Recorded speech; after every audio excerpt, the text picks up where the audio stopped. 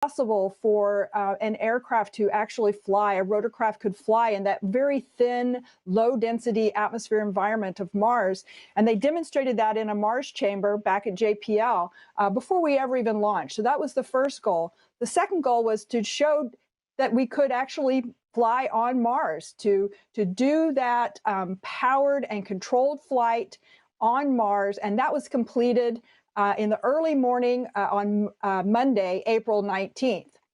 And then the third requirement is to not just fly, but to return the critical flight data back to Earth, transfer it through Perseverance back to Earth so that we can study and analyze those data and help us plan for the aerial systems of the future. And if you could show the video now, please. I'd just like to share this one with you. Data products.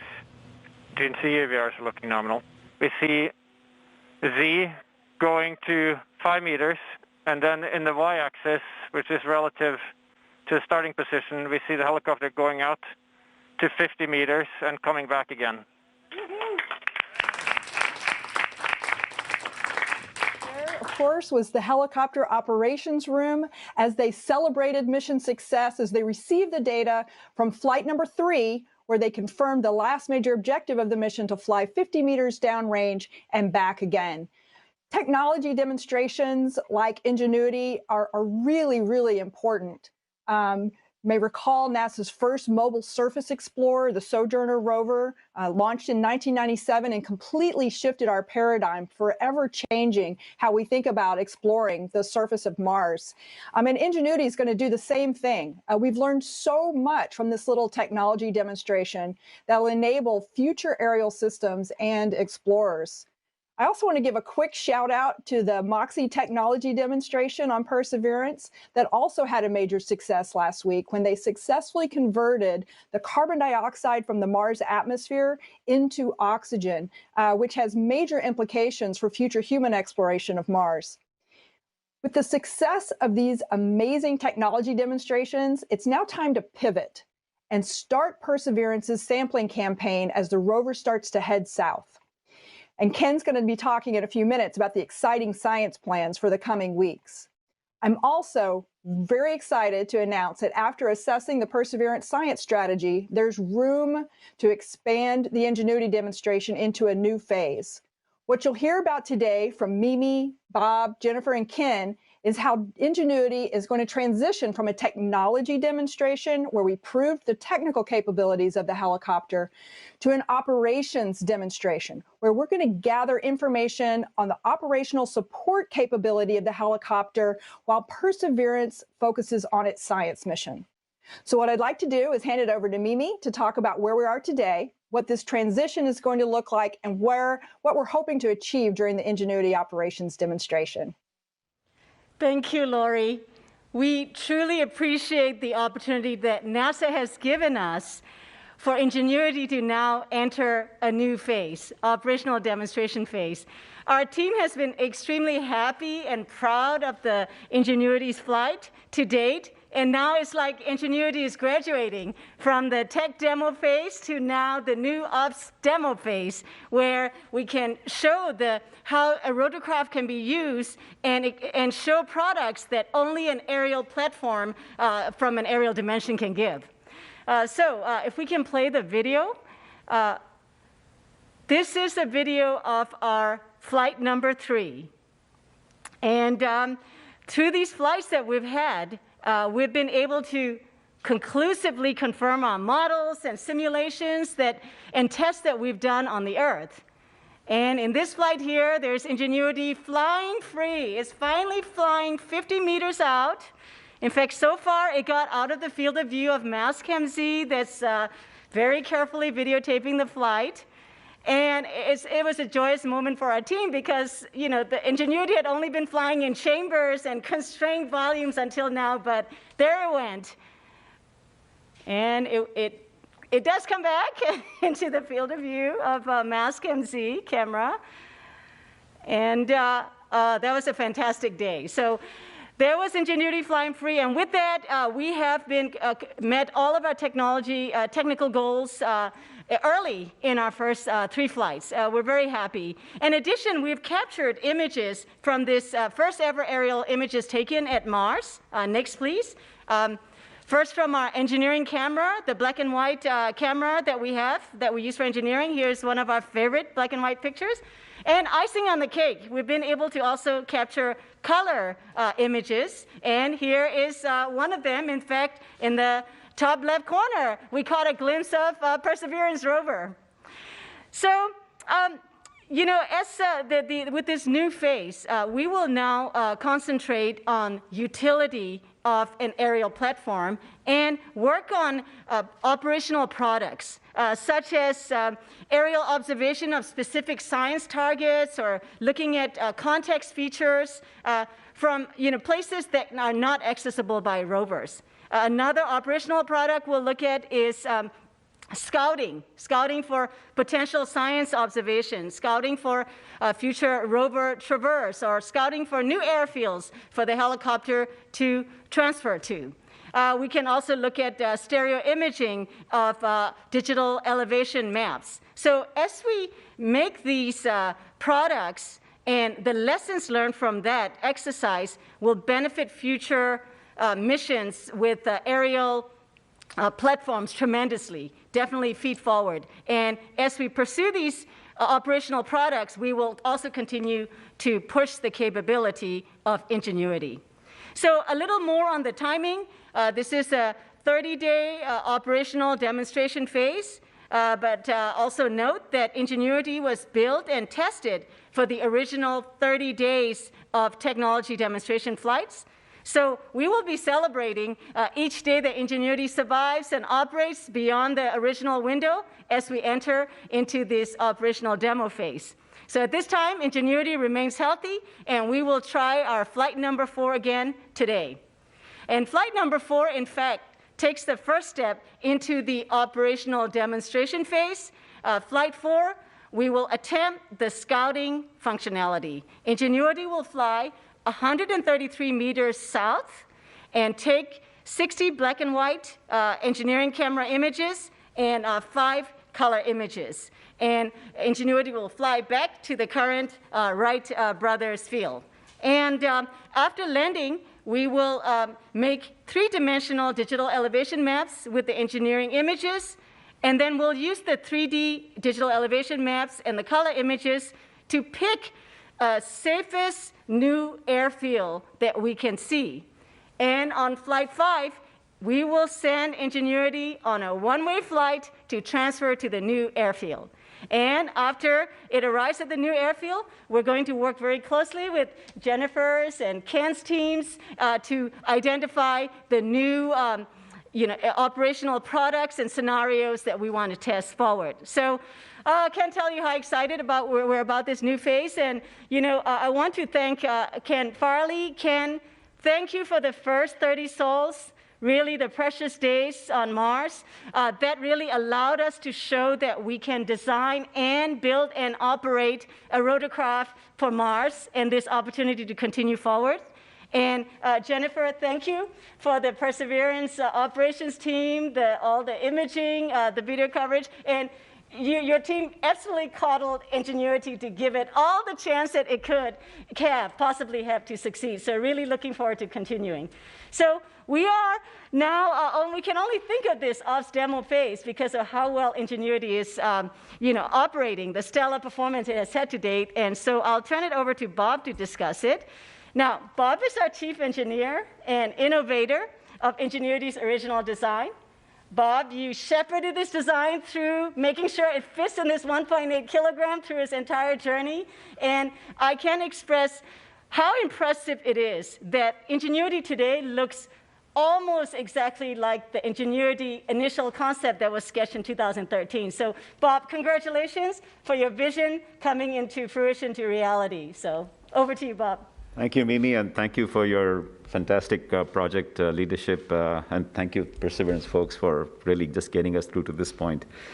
So it's been great just watching Ingenuity, take flight in those Martian skies. As Mimi said, we put it in various torture chambers here, tethered and little metal boxes, and all kinds of gadgets connected to it, and to see it fly freely in that thin Martian atmosphere in that Jezero crater area is just fantastic. Now, I've been watching that video, the same video that you guys have been watching, over and over again, and it's just it plays peekaboo going off the screen, and then it comes back, and every time I just love it. But, there's a lot of engineering performance that's fantastic also on this vehicle. What you may not realize is in that flight where we traveled that far and came back, Ingenuity knew where it was on the surface of Mars to within 5 centimeters. That's 2 inches. It knew exactly where it was when it descended to land, and it landed within a foot. It's been there. It's been riding the winds. It's been taking off great. It's been everything's working very well, all the engineering systems, the solar panel, the battery, the radio, all the avionics, the computers, everything just going fantastic. And so I wanted to just draw attention to sort of some of the flight performance. So could I have my first slide, please? What you see on this slide is what Ingenuity sees with its camera looking down on the ground, and that's that image on the left. And what you will see as we play the animation in a little bit is you will see the features that Ingenuity is tracking on the ground, which then it combines with inertial sensors, and it achieves those kinds of accuracies. Now, this data is from Flight 2, where it's particularly easy to see all of this performance. And there are 3 plots that will animate. The first one shows the position. And you can see that we'll see that the altitude is held to within 1 centimeter. So that's a great performance from the altimeter and the flight control system that's keeping that. And the positions, as we are fighting in the wind, and sort of surfing or riding the wind, is within 25 centimeters. That's less than a foot. The second plot you'll see is the velocities as the system is going, forward and back. And the third plot shows the heading. How well are we pointed? And we have incredible pointing, like it's 1.5 degrees. In fact, some of the imaging folks have been taking some of our images and overlaying them. They haven't had to do much in the way of correction because the initial pointing information we give to them is just perfect. So all in all, it's really a great, well-performing vehicle. And now if we can roll the animation, you can see what Ingenuity sees. As it takes off, all the green features are what it likes. Red features are what it's rejecting as being outliers. And you can see that every time the vehicle, as it approaches a turn, you'll see all the features sort of spiral out. And it's just great watching this. This is the hardcore engineering data that lets us validate our models. So when we go off to design the future helicopter, we have a solid basis of data that we have confidence in. We know that things worked. And there's a treasure trove of this data that really allows us to finish this technology demonstration phase and take on the opportunities to go to other aspects of the mission, which is us to serve as a scout, to be explorers. And so again, I want to thank the Perseverance team and everybody at NASA for that opportunity for us to showcase this next phase of the mission. Thank you. Well, thanks, Bob. And Jennifer, thank you. Thanks, and congratulations again to you and Mimi and the whole Ingenuity team for just a fantastic tech demo. It's been a great month of Ingenuity. Can I see my first slide here? I think Perseverance has enjoyed having a little buddy there on the surface. This is our selfie. I call it our vacation photo of Perseverance and Ingenuity sitting there together on Mars. And Perseverance over this month has really just been focused on supporting Perseverance, or Ingenuity. And what it does to support it is it transmits the data back and forth for Ingenuity. And it also, as you can see from a lot of the images that we've shown, is a pretty good photographer of the Ingenuity flights. And now that the tech demo has been just amazingly successful, we are transitioning and pivoting to focusing more back on our science mission. We will do that over flights 4 and 5. Mimi talked about how the helicopter is starting to look at areas of interest to the rover. And then after flight 5, we will actually begin the set of activities that we need to complete on Perseverance in order to enable sampling. So some folks may wonder why we are doing this operational demo. We had not originally planned to do this operational demo with the helicopter, but a few things have happened that really have enabled us to do it. The first thing is that originally we thought that we would be driving away from the location that we landed at. But that's not true. The science team is actually very interested in getting the initial samples from this region that we're in right now, and Ken Farley will talk to you about that. Another thing that's happened, and you heard about it from Bob and Mimi, the helicopter is operating in a fantastic way, such that even the communications link has a lot of margin, is overperforming, and so even if we move further away from it, we believe that the rover and the helicopter will still have strong communications, and we'll be able to continue this operational demo. But in order to make the operational demo not have a big impact on the science mission, in fact, we call it not to interfere, we have to operate Ingenuity slightly differently than we did before. What that means, this new paradigm of operations, means Ingenuity will only fly every few weeks instead of every few sols. We leave it open a little bit because it depends on what Perseverance is doing as to where we want to fit in the Ingenuity flights. Another thing, and Mimi talked about this, is Ingenuity is scouting for its own landing sites. Perseverance is not taking imaging, in fact, can't even get imaging of the areas Ingenuity is now going to go land in. And then the final thing is Ingenuity will be sending down those images from her flights through the rover, and we'll do this for 30 sols, and we'll see how it goes. The reason we're doing this is because, as you can see from those images, that a future mission that wants to integrate aerial reconnaissance into the mission scenario, we can inform how to design the helicopter, how to design the mission scenario, how to design this mission to be very effective by taking these products that Mimi talked about. We'll take color images, we'll take stereo products, we'll take them from different vantage points, we'll take them of different areas that the rover can't get, and we'll have a lot of information that these future missions can use for design requirements and scenario planning. And I'm very excited about doing that and continuing to work with Mimi and Bob and their team. What a great team, the Ingenuity team and the Perseverance team. We've just had a lot of fun doing this tech demo. And I'm also super excited about releasing the new set of capabilities that we need in order to get to a sampling capability on Perseverance. So what does that mean? What do we need to do in order to get our first sample? We have 3 major areas of capability that we're still working on getting released on Perseverance. The first one is that we need to upgrade our driving capability. So if you bring up my next graphic, this graphic shows, and all of you know, we have been driving. The white lines are our drives. The blue is the helicopter airfield. And you can see the picture of the rover, where the rover is now. But we've been using just our rudimentary drive capability. To get into more difficult terrains, we have to do something, we have to use our visual odometry capability. Visual odometry is where we use the images from the navigation cameras, and we compare them as we drive and make sure that we're making the progress that we expect, that we're not digging into the dirt or slipping. So we should have that released shortly, and that will help us traverse in more hazardous terrains. And then we have an auto navigation capability where the rover will autonomously drive. We have 4 or 5 activities that we need to do in order to characterize and release that. And once that is released, Perseverance will be able to drive up to 3 times further on any given sol than Curiosity ever did. So it's a great capability. So that's one set of capabilities. The next set of capabilities are the proximity science capabilities. So proximity science, the instruments and the camera on the end of the robotic arm. We've obviously been using those. We used them to take the selfie.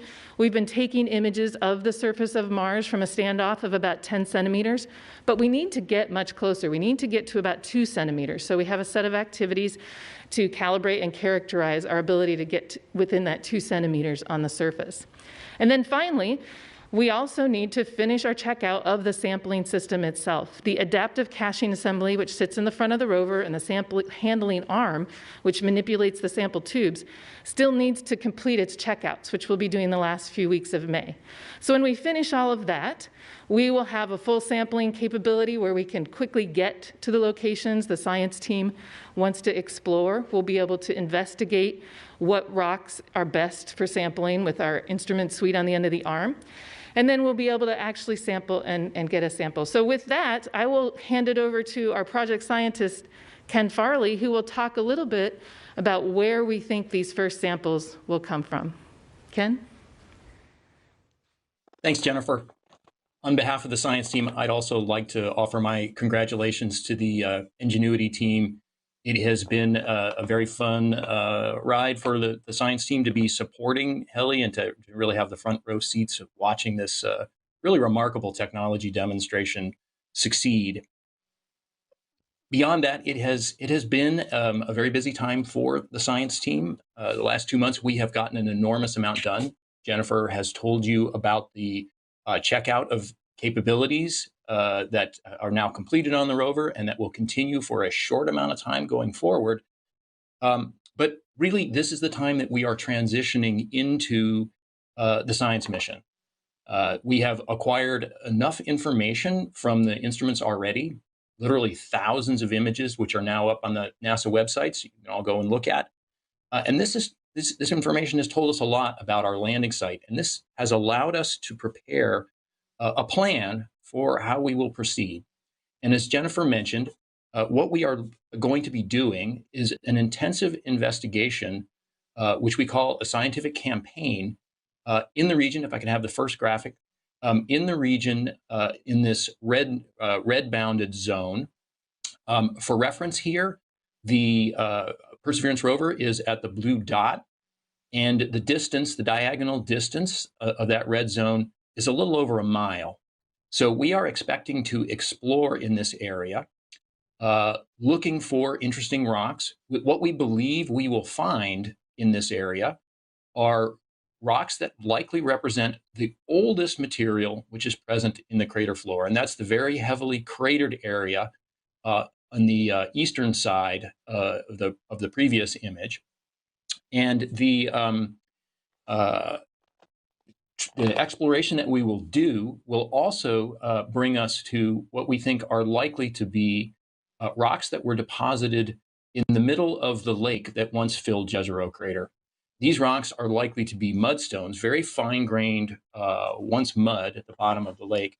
And these are very important for our investigation because this is the kind of environment that we expect to be most habitable by organisms that might have existed on Mars billions of years ago, as well as having the capability to preserve biosignatures over the billions of years since the lake dried, climate changed and the lake dried. So that is the plan for the next probably several hundred sols. We expect to collect a small number of samples, perhaps 3 or 4 samples in this time period. And then we are likely to move off towards the delta. And what you see in this image here is an indication of the terrain in that red zone. And what the important features, you can see the rover tracks, you can see we're going to backtrack a little bit past where we initially landed, which is only something like 100 meters away from where we are.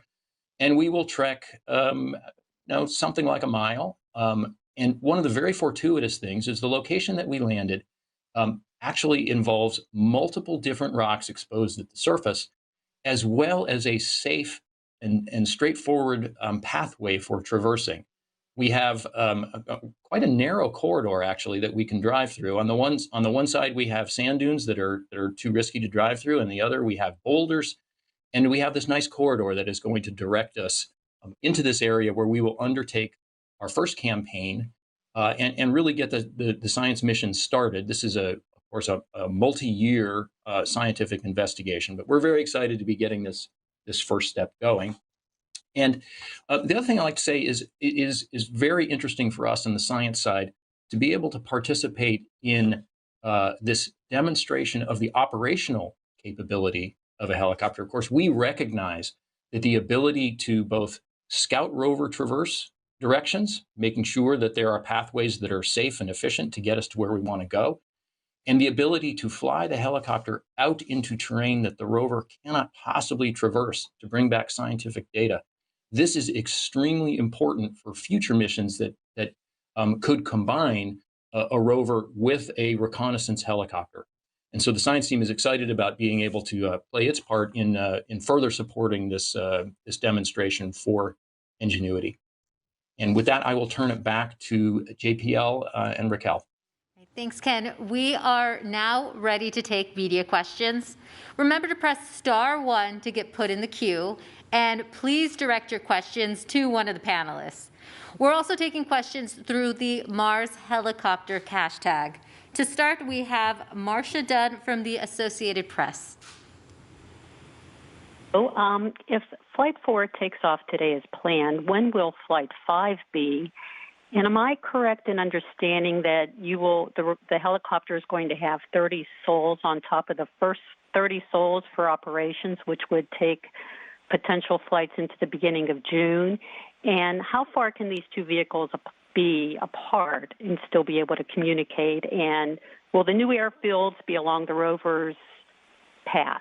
Thank you. I can start. Yes. So first, yes, is 30 sols beyond the initial 30 sols. So and the vehicles can be apart up to 1 kilometer or even further. As Bob mentioned, the signal-to-noise ratio is extremely good. So we can go even beyond 1 kilometer distance. So in terms of Flight 4, and then the timing to Flight 5. Flight 4 is, first of all, bold. Okay, it's going to be a 266 meters round trip. And then after it lands, we are going to be processing these 60 black and white images to generate these three-dimensional digital elevation maps. And then based on that, make the decision on where Flight 5 will go. So the timing between Flight 4 and 5 will be longer than usual. Instead of the 3-day cadence, it will be close to another week before we attempt Flight 5. Thanks. And Marcia, you had several questions. Did you have another one you'd like to get answered? Let me just, I'm sorry, I've got all this, I got to mute my audio. I think that answers it. So you'll be having tests through June. Oh, and will the flight path, will you be sort of trying to find airfields along the route of the rover, or will the rover sort of be trying to tag along where the helicopter is going? Who's leading who here? Thank you. Oh, absolutely. The rover is primary going forward. So yes, we'll be working with Jennifer and Ken extremely closely. And in fact, not just even the path, even the kinds of products that we want to prioritize. So yes, definitely a shift from our 30 days of being spoiled, Jennifer, to now, yes, we will be on, working with the convenience of the rover. Thank you, Mimi. Up next, we have Kenneth Chang with the New York Times.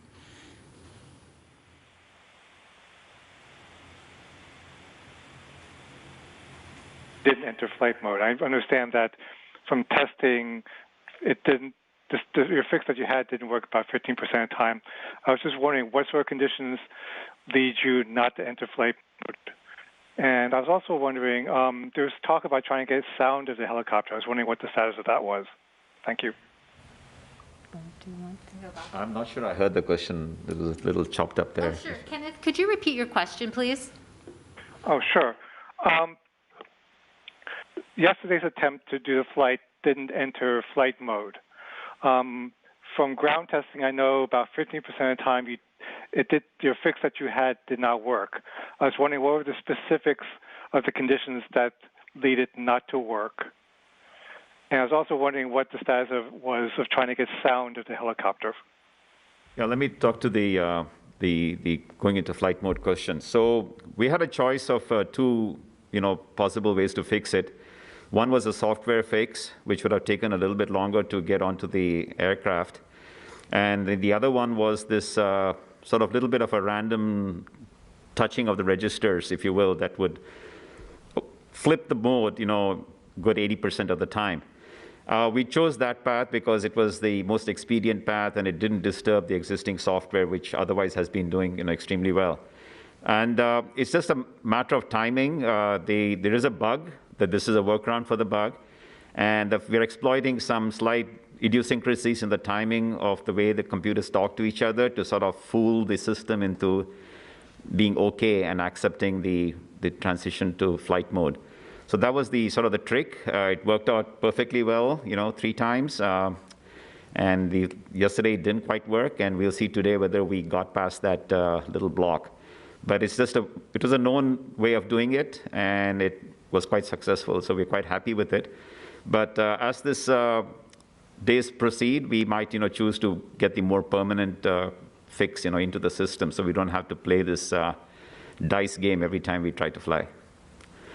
And then there was a second part of that question, which I've forgotten. About the status of getting sound. Do you want to talk about that, Jennifer? He's saying, what is the status of getting sound from the flight? Yeah, I can just briefly say, we did a characterization test earlier in the week where we were running the cameras and the SuperCam microphone and the radios, and that worked. So we are going to attempt to get sound from flight number 4. Okay, thank you. And up next, we have Paul Brinkman from United Press International.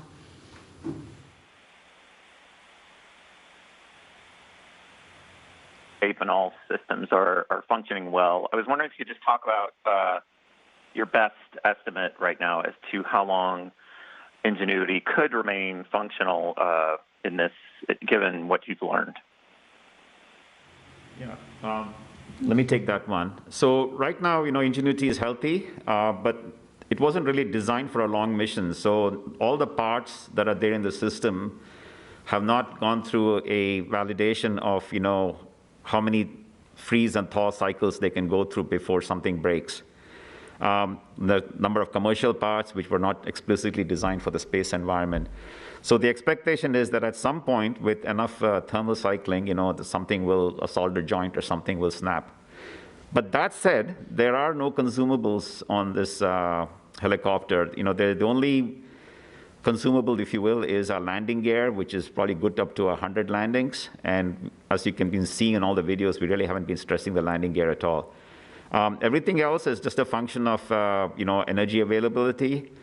There is dust in the atmosphere that will build up as the months progress, but right now is a good time to fly, and we'll probably be good from an energy perspective, at least for a few months. And if the luck holds out as far as the parts go, we should survive all those freeze-thaw cycles and be okay. Thank you, Bob. And we have a social media question coming in. It's on Twitter from Headcrab Zombie. Asks, 3 flights so far. What has been your biggest surprise?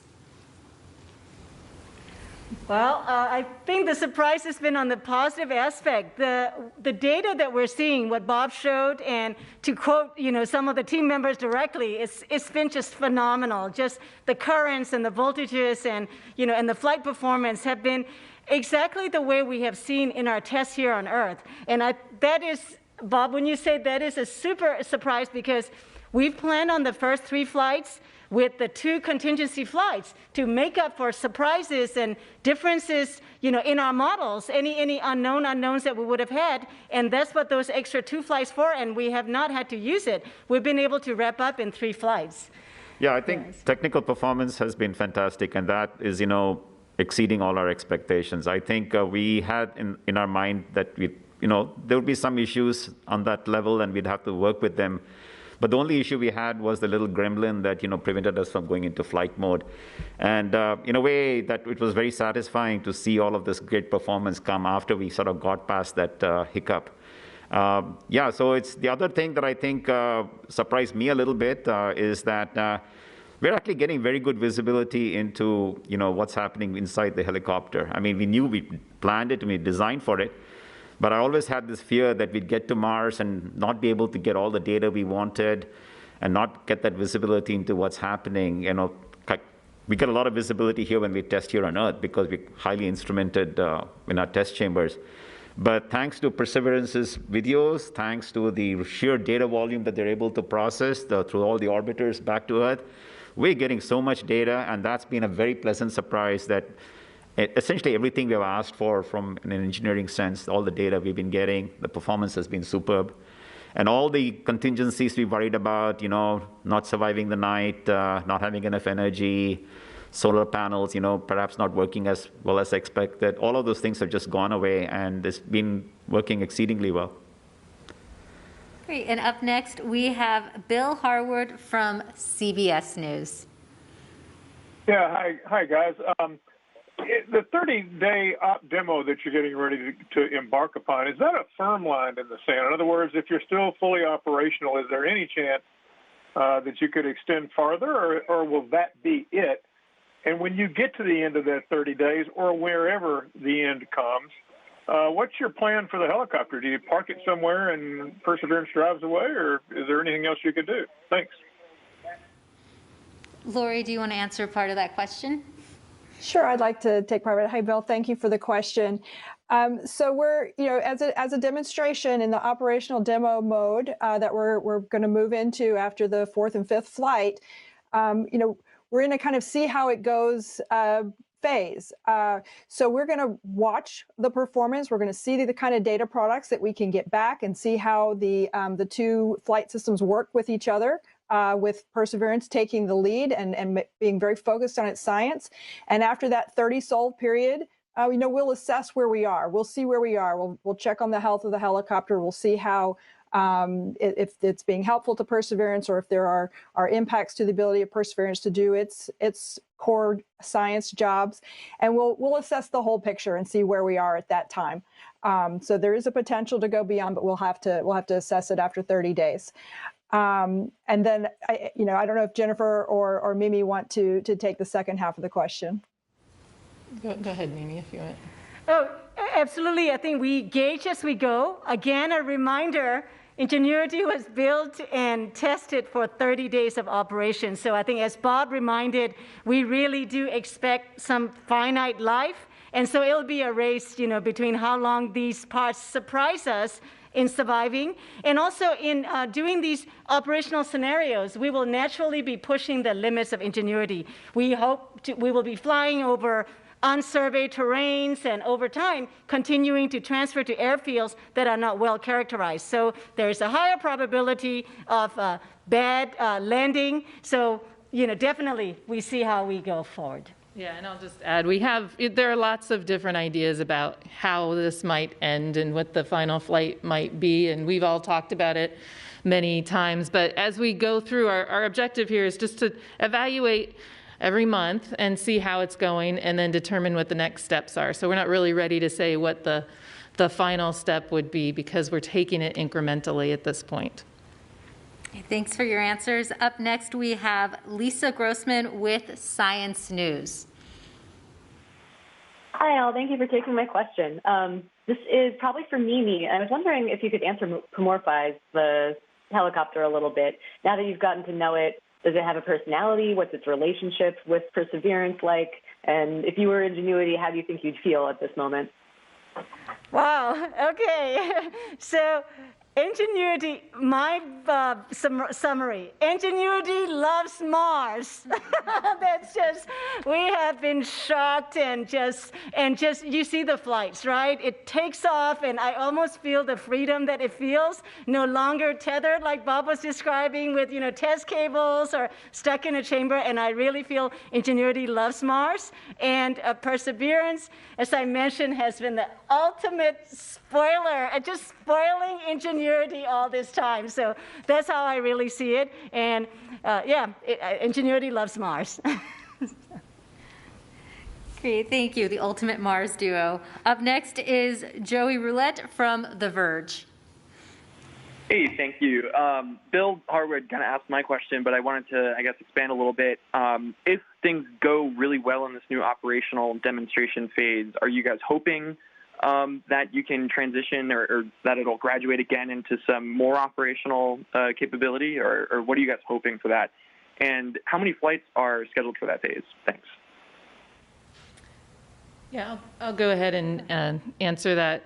So initially, in the first 30 sols, we'll probably, after Flight 5, we'll get 1 or 2 flights, and then we'll evaluate. I think we are hoping that we can operate Ingenuity in a not to interfere basis with the science mission in a way that, as long as it's available and alive, that we'll be able to continue in a way and learn more things. Likely, again, as I mentioned, because Ingenuity is a tech demo helicopter that wasn't designed for a long mission. It wasn't designed with a hazard avoidance landing system. It wasn't necessarily designed to do an operational reconnaissance for a rover. But as we move forward, we'll evaluate how it's doing, and we would like to, on a not to interfere basis, as long as we can keep going with the sampling, we'd like to continue that if we can. But again, we're evaluating on 30 sol increments just to make sure we understand what's going on and how it's proceeding. Okay, thank you. And up next, we have a question on social media. Jim on Facebook asks, are there plans to test max altitude possibilities? Bob? Yeah, so right now we have found that the 5-meter altitude is a sweet spot for us to be. It gives us good resolution on the ground with our downward-facing nav camera. So when we do these map transects back and forth, it's a good place to be. We can see rocks and hazards and things, especially if you're picking a new landing site, that's good. But as part of this, providing utility to the rover, I wouldn't be surprised if at some particular location we are asked to go to a higher vantage point, like let's say 10 meters, and do a look around and provide some panoramic type imagery that might be useful to either the rover operators or the scientists. But for the normal sort of transect map making, the 5 meters altitude has proved to be a good place to be. Thanks, Bob. And up next, we have Gina Sunseri from ABC News. Mimi, as you watch Ingenuity fly, are you taking notes for a possible successor, what you would do differently? Oh, yes. As we watch, the engineering data really has been examined and combed through by the entire team in the background. So absolutely on, what is the attitude and deviations from the predicted curves to the differences, those are being watched very carefully by our chief pilot, for our, the operations lead, and folks looking at the batteries and the temperatures. And so far, we haven't had to make any variations, but yes, our downlink procedure, downlink data review process is quite detailed, looking at many engineering products to examine the actual detailed health of the vehicle. But so far, we haven't had to make any adjustments. And then up next is Steve Gorman from Reuters.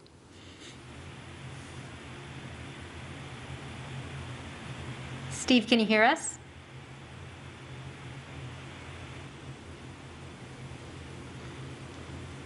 All right, up next, we will try to get back to Steve, is Issam Ahmed from AFP. Oh, hi. I think Steve was... Should I just go ahead? Hello? Hello, can you hear us? Yes, I can hear you. Yeah, my question was asked, so I'll ask a different one.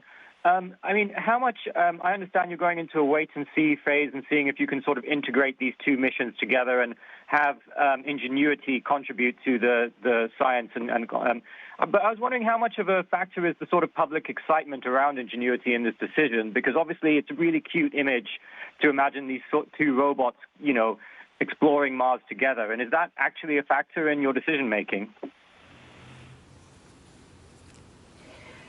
Lori, you can take I can take I'll take the first part, which is that, yes, Ingenuity is cute and it's fun and it's got an incredible public outreach, capacity. But in all honesty, this is really based on the science of perseverance. And so what I'd really like for Ken to also add to this, because we wouldn't even be talking about this if the science team hadn't made the decisions that they had. I mean, they're driving the show. Once we complete the 30 sol technology demonstration, we're really serious business on getting down to the preparations for taking those first samples in Jezero Crater.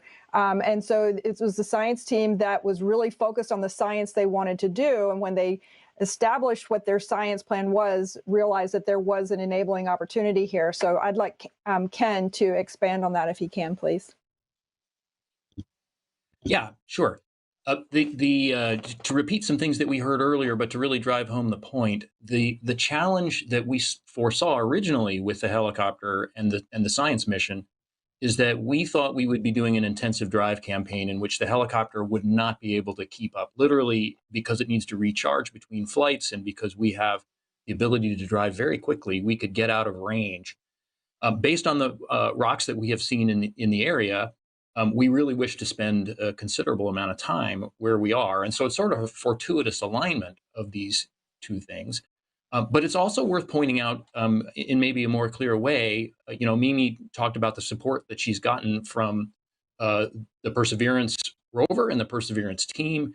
And that has come at the expense of being able to do full-blown science. And so now that we're moving into this additional demonstration phase, we really do have to see whether it is possible to carry out the science mission and support the helicopter simultaneously. And that's why we're going to do this operational demonstration test, just to see how it works. Great, thank you. And up next, we have Chelsea Goad from space.com. Hi, my question is for probably Mimi and Jennifer. You mentioned that with the ops demo, Ingenuity will likely fly one or more times than the 5 times slated for the tech demo. How many flights are you expecting for the ops demo? And if this addition will perhaps hinder in any way Perseverance's science mission, as we know, previously the tech demo had the rigid timeline because Perseverance had to go and begin its sampling mission. So it seems that that's changed quite a bit, and so I'm just curious what those expectations are. Okay, yeah. So let me expand a little bit on the support that Perseverance provides for Ingenuity, and a few things I think I mentioned, but one I forgot to, that will make the support a little bit easier for Perseverance. One of the things that we are doing, so within the next 30 sols, within the extended or the ops demo 30 sols, I expect we would fly 1 or 2 times with the Ingenuity. What we aren't going to be doing anymore, which took an enormous amount of time, is imaging the helicopter flights. And that is what took away from our ability to continue with the science mission in one way or another. The other thing that we didn't do is move very far away from the helicopter, and we are going to move further away from the helicopter. In fact, the helicopter is moving further away from us on Flight 5 to go to a different location. And another thing that made it take more resources for the helicopter during the Ingenuity, the month of Ingenuity, was that we were not moving any mechanisms while we were communicating with the helicopter. And this could have been, some sols it was 2 hours, some sols it was 1 hour to get all this data that we got back, which is very useful. We weren't moving mechanisms because we were concerned about interference. We have worked towards a demo in our test beds, and we're doing this on Mars to start to confirm that we actually can move mechanisms while we're communicating with the helicopter. And that would mean we can do imaging and things like that that are not just the single images of the helicopter, but we can do science while we're getting images back from the helicopter. I think things like that are things that we're hopeful will work, but we're cautiously optimistic because we have not done those things fully yet. And so that's why we're looking at this every 30 sols to make sure we can still do the full operation. And we did coddle Mimi, the helicopter, and now we're taking some of that away. And the helicopter will have, Ingenuity will have a different risk posture in how the mission proceeds. And, just to add to that, Jennifer, like one of the things we're doing with the helicopter going forward is helicopter has a base built-in hardware capability to just wake up every day at a given time, like 12:30 p.m. local, Mars Standard Time. And if it doesn't hear from the base station, it'll just go back to sleep and then wake up again the next day. And so we don't have to be, there is a mode where we don't have to be talking to it every day like we have been. So that's an example of one of the slower cadence capabilities that we're going to be exercising on the helicopter in this phase for the first time. Thank you. And it looks like we have Steve Gorman from Reuters back on the line. Yeah, hi. Thanks for hanging in with me. I appreciate it. You can hear me okay? We can hear you. Thanks, Steve. Okay. So I had 2 quick questions. One, in the last news briefing, Mimi Yang was talking about how she was emphasizing how they really intend to push the limits and push the envelopes on this helicopter, really push it to its limits. So it's suggesting, I think, in response to a question that in the end, for the sake of engineering, that Ingenuity would probably not meet with a really happy ending, and like it might. They're really going to try to push this thing till it couldn't function anymore, like maybe crash or something. And it sounds to me like with this new operational demo that maybe you're not going to push it. You said there's going to be some natural pushing of its limits by sending out farther and farther afield and so forth. But maybe you're not going to be really as aggressively pushing this aircraft's limits as much as you can. Is that correct? And during the operational demo. And secondly, what are some of the kinds of features on locations that you might be sending Ingenuity out to fly to inspect in surveillance that the rover could not access in the next 30 days? Do you want to take a cut at that, Bob? Okay. Yes, we will always be pushing Ingenuity, but you are absolutely right in detecting that Ingenuity surprised us. It really did.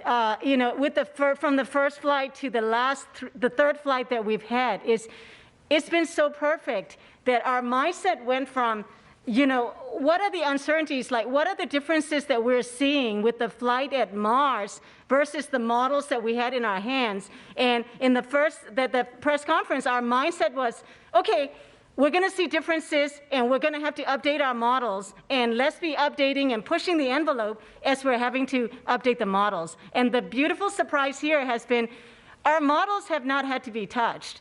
And, they project all the way to the future missions of larger, vehicle that we dream of building. And so that's been the good news. And you're absolutely right in detecting that shift now. And it's become an opportunity, right? With the opportunistic Perseverance rover is going to be nearby, and we get this chance to try out operational demonstrations. So 2 things are going to happen.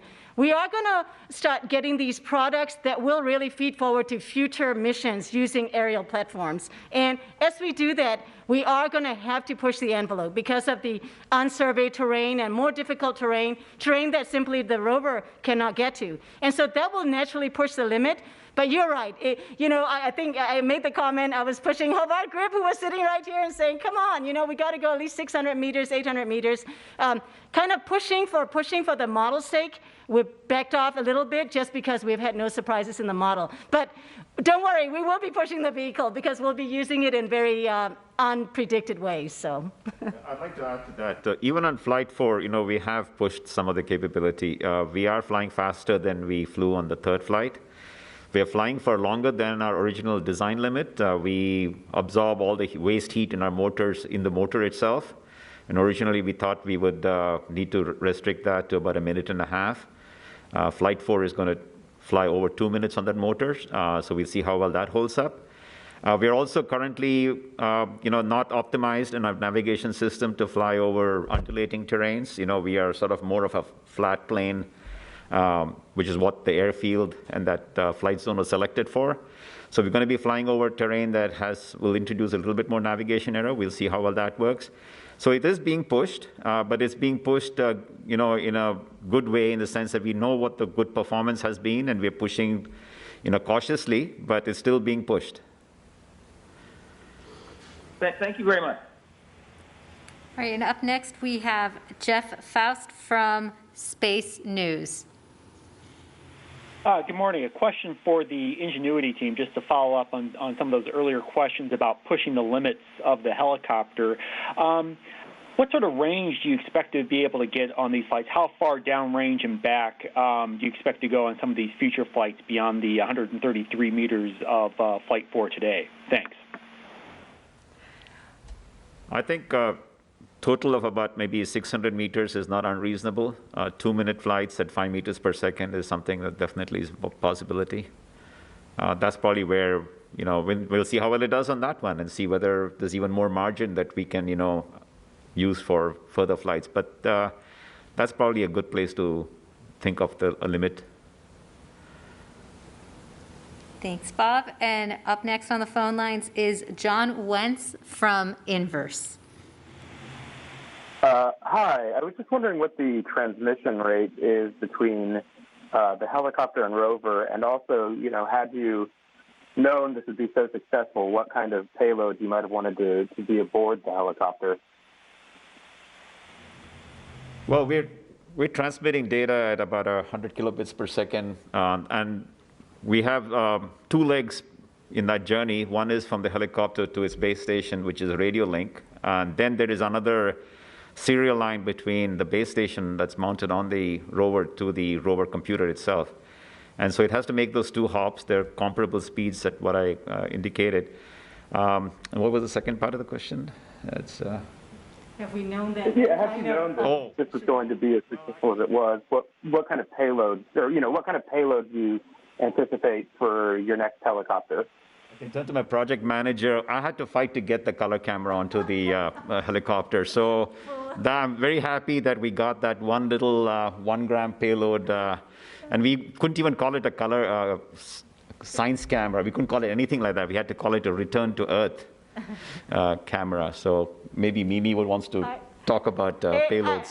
I confess, very focused, right? When we started this was about showing that we can fly a rotorcraft, right? We started with the question, we had a lot of people questioning, right? Very smart people. They said, really, is it possible? So yes, Bob, I confess, I was very obsessed with engineering data on how does a rotorcraft fly at Mars, right? Not just it flew, right? You can see it flying, but really getting the data back on how does it fly so that we can confirm our models. So yes, I was just obsessed with getting the engineering data back, and payloads, I admit, were in the back burner for me. And Ken, would you like to contribute too? Yeah. So I would suggest that the science team would love to see a capability that effectively takes the high-resolution cameras that we have on board the rover and puts them out over the landscape that we cannot drive to. And so the color images that we are getting, they're already are spectacular. We'll have to see if we can make out features that are of interest to the science team. But I think imagery is the key payload for this. For a future helicopter, is to produce high quality stereo imagery. All right, thank you. And now we have a social media question coming in. Deanne on Facebook asks, how will this research impact human flight systems for Mars exploration in the future? Laura, would you like to take that? Sure. So I think there's a lot of potential here, not just in supporting robotic missions, but, an aerial platform can do the same types of reconnaissance things that we're going to test in this operational phase. We can do the same types of things to support a human mission. The ability to go and fly to locations that perhaps are too far or too difficult to traverse for the human explorers to get to, using that aerial platform to collect data there, or to scope out the path for the most effective and efficient traverse for our human explorers or for their vehicles that they're using to move around on the surface. And so I think there's a lot of similarities there between the types of things we're going to demonstrate in this operational phase that'll feed forward not just to the robotic, but also to human exploration. All right, thank you, Lori. And we're going back to the phone lines now. We have Irene Klotz from Aviation Week. Thanks very much. For Bob, did I hear you correctly say that the maximum flight durations is now moving from 90 seconds to possibly 2 minutes? And for Lori, is there a cost associated with this mission extension? And realistically, how soon do you think it'll be before a science rotorcraft would be flying on Mars? Thanks.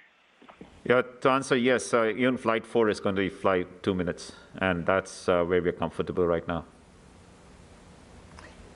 Yes, and of course, everything comes with some cost. Nothing is ever free, but this is going to be at a very reduced capacity for the operations for the Ingenuity helicopter. As you heard Jennifer say, we're talking about, the cadence that has been an every 3-day flight cadence to perhaps, every couple of weeks flying. And so this is a much reduced operational scenario for the helicopter. And again, with a very, moving to this focus phase for the rover on the science, very minimal, low impact on the rover as well. So, nothing comes for free, but it will be very, very minimal. As far as the timeline for when we could see this, we've got an amazing community of scientists in planetary science that come up with great ideas that get proposed through our proposal processes. I fully expect to see something the next time we have an opportunity to get some clever ideas there. And you just never know what the next opportunity might be. But I know we'll see it. Thank you, Lori. And up next, we have Stephen Clark from Spaceflight Now. Thank you, Stephen Clark, Spaceflight Now. Just to follow up on Irene's question for Lori Glaze, is there any capacity or margin on the Mars sample return mission to put any sort of rotorcraft on board, or is that not something you're considering right now? And also, my phone dropped out briefly, so I apologize if I missed this from Ken Farley, or Jennifer Trosper. But how soon do you think it'll be before you can take your first sample with Perseverance? Thank you. So I'll take the first question there. The Mars sample return mission is a very, very ambitious mission, requiring multiple launches from Earth, requiring spacecraft from both the United States and from European Space Agency. And so it's very, very ambitious as it is. So I think it's really important that mission stay very focused on its mission to collect those samples that are going to be collected by the Perseverance rover. And again, with that, there's not a lot of room to add additional things onto that mission. It's already got an incredible scope and an incredible tasking just to bring those samples back. So I don't expect to see any additional flight elements going along with sample return. And I can take the second part of the question. So the laundry list of things I talked about we need to do will take us a few months. So we expect to get our first sample in July, in the summer. Thanks for your answers. Up next, we have Leo Enright from Irish Television. Thanks very much, Raquel. I wanted to ask Ken Farley about that magnificent panorama that he showed us in the context of the short to medium term science plan. Am I looking at this correctly when I think that the large outcrop in the middle of the picture is the Katmai outcrop, the Delta remnant, putatively? Is that correct? It's called Kodiak. Sorry, again? That is a Delta remnant. Right in the almost dead center of the image is the Delta remnant that we call Kodiak, and we've obtained some really spectacular images that are up on our raw site already. And if I could ask then, obviously your short-term target at the end of your ice cream scoop red drawing is obviously then that outcrop at the extreme left, which would be at the bottom of Big Bend. Do you think that might be a Delta remnant, or are you ruling that out? Yeah, this is a really good question.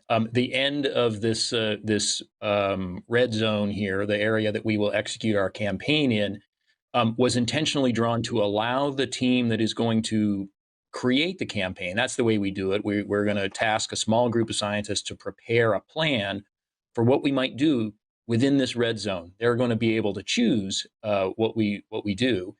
And the feature all the way in the southwest corner is a small, about a 10-meter high hill that we call Pilot Pinnacle. And it could be a Delta remnant. It might be something else. It looks different than Kodiak. Just even in the high-rise images that we're looking at here, the orbital images, it looks different.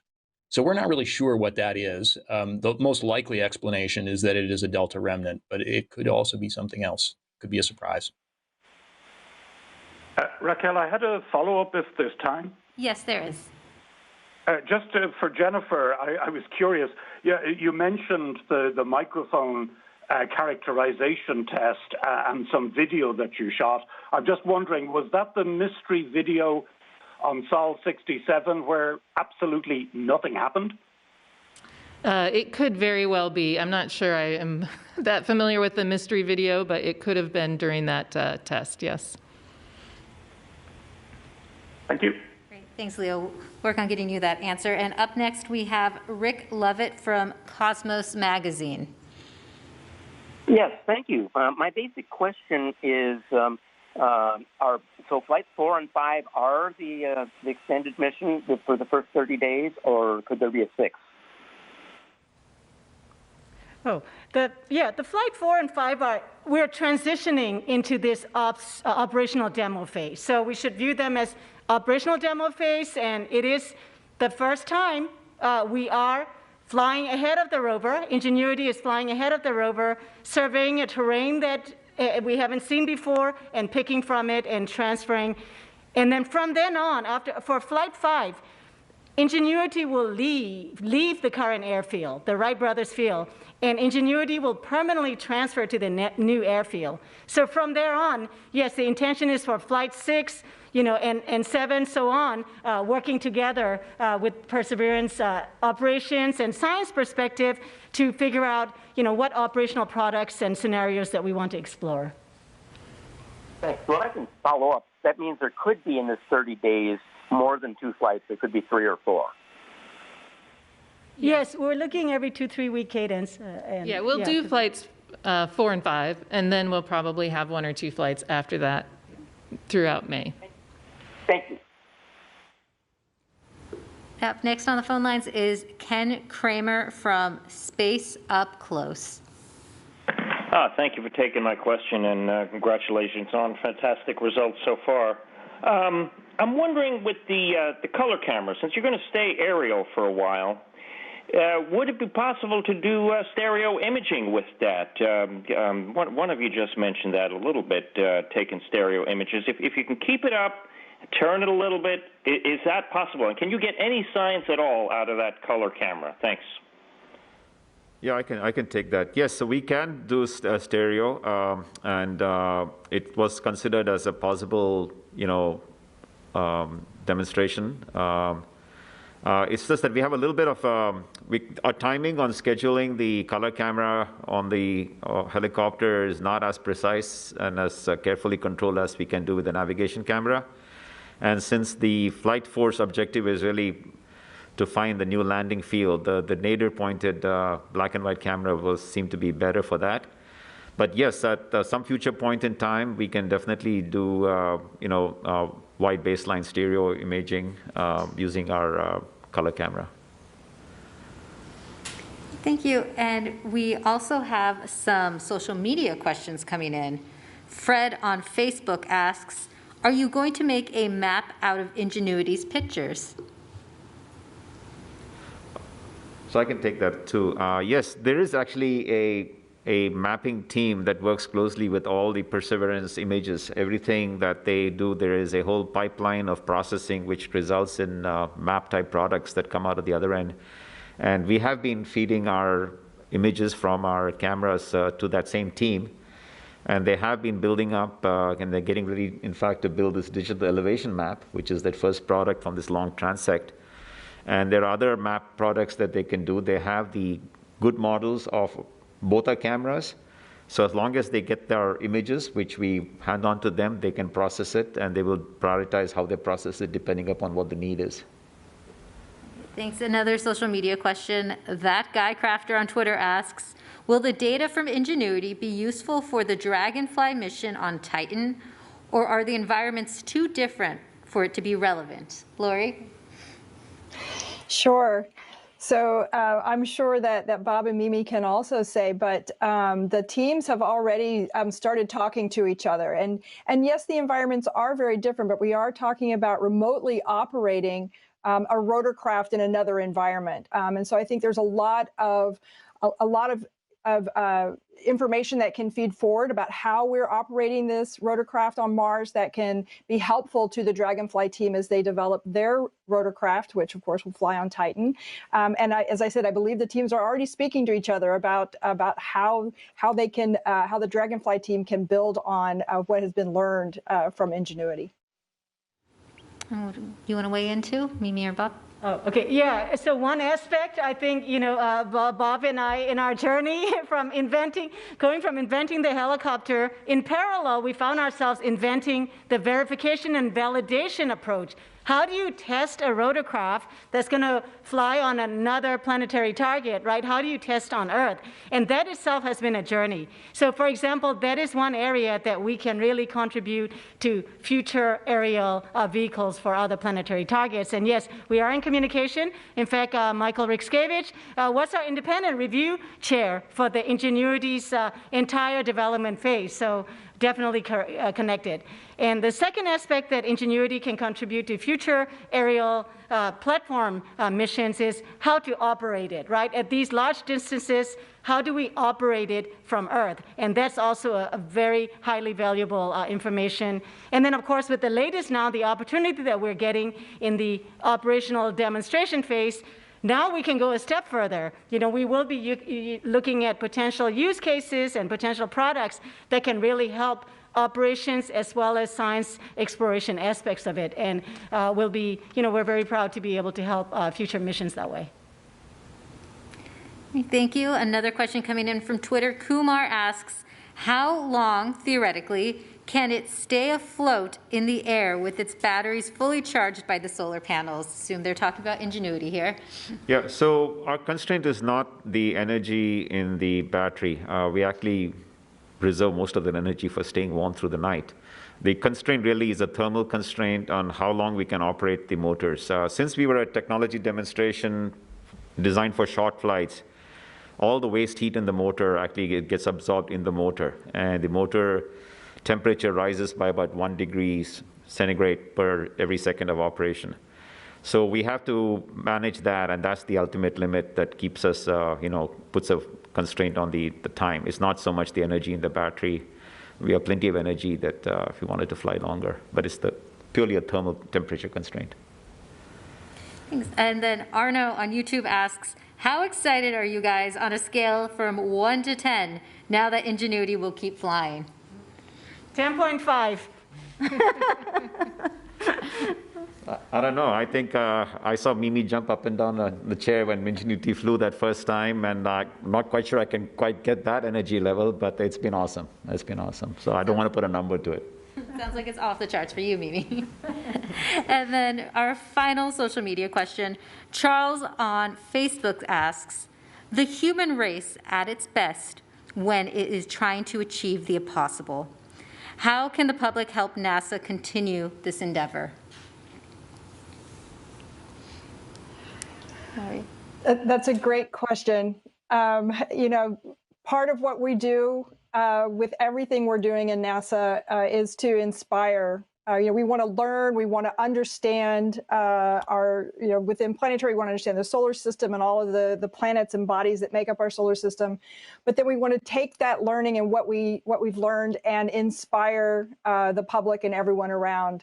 And so I think from the public side, the support of everything that we're doing, the incredible support we've seen from the public of both Perseverance and Ingenuity has just been absolutely wonderful. We're just so thankful and so happy that we can take the whole world along with us on this incredible journey to explore Jezero Crater.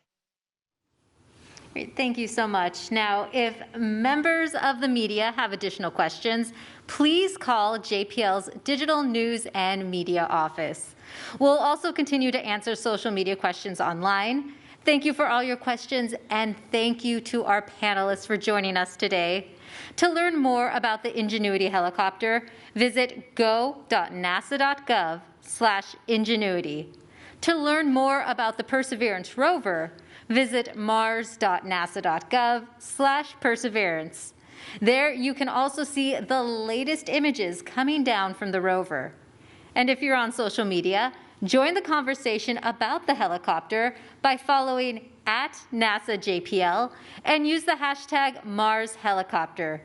You can join the conversation about the rover by following @NASAPersevere. Thanks for watching.